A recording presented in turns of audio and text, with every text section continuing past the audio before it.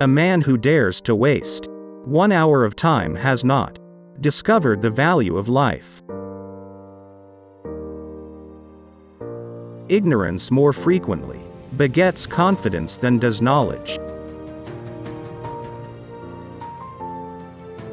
Animals, whom we have made our slaves, we do not like to consider our equal.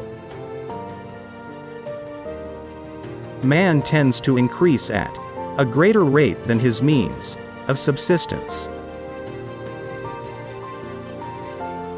The love for all living creatures is the most noble attribute of man.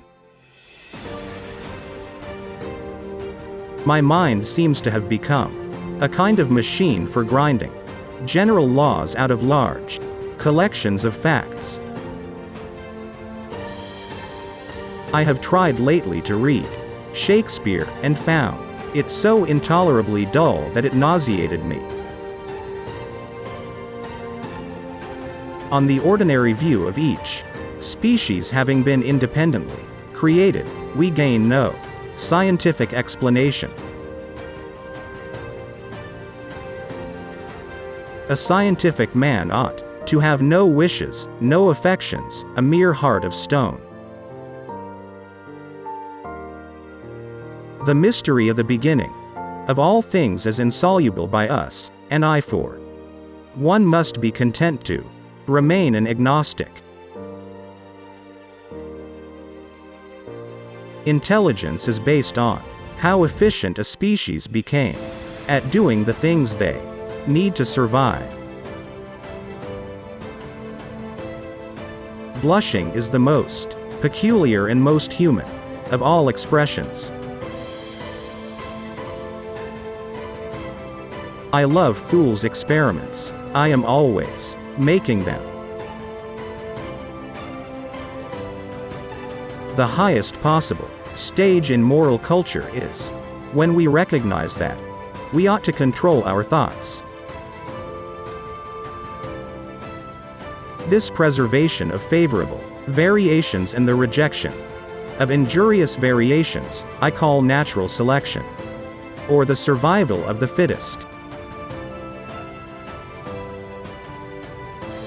One general law, leading to the advancement of all organic beings, namely, multiply, vary, let the strongest live, and weakest die. If the misery of our poor be caused not by the laws of nature, but by our institutions, great is our sin. The survival of preservation of certain favored words in the struggle for existence is natural selection.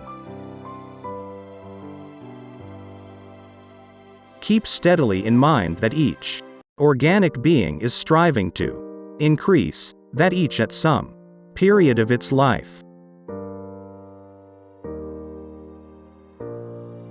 struggle for life, and suffer great destruction. The war of nature is not incessant. The vigorous, the healthy, and the happy survive and multiply. I have called this principle, by which each slight variation, if useful, is preserved, by the team of natural selection. I cannot persuade myself that a beneficent and omnipotent God would have designedly created parasitic wasps, with the express intention of their feeding within the living bodies of caterpillars. It is those who know little, and not those who know much, who so positively assert that this or that problem will never be solved by science. To kill an error is as good a service as, and sometimes even better than, the establishing of a new truth or fact. A moral being is one who is capable of reflecting on his past actions and their motives, of approving of some and disapproving of others. It is not the strongest of the species that survives, nor the most intelligent, that survives. It is the one that is the most adaptable to change. There is grandeur in this view of life, with its several powers, having been originally breathed by the Creator into a few forms or into one.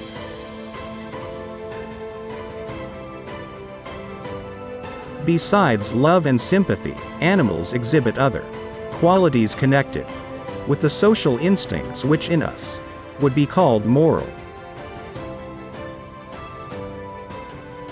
Man selects only for his own good nature, only for that of the being which she tends. What a book a devil's chaplain might write on the clumsy, wasteful, blundering, low, and horribly cruel work of nature.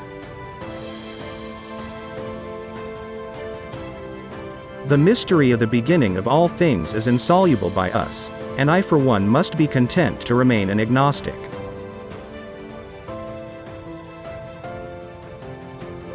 If the misery of the poor be caused, not by the laws of nature, but by our institutions, great is our sin. We can allow satellites, planets, suns, universe, nay whole systems of universe, to be governed by laws, but the smallest insect, we wish to be created at once by special act.